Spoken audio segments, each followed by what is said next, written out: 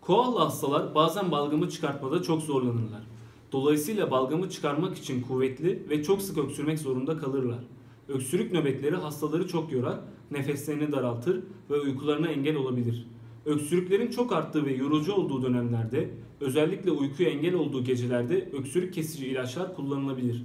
Öksürük kesiciler sürekli kullanılacak ilaçlar değildir ve sadece öksürükler çok rahatsız edici olduğunda kısa süreli kullanılmalıdır.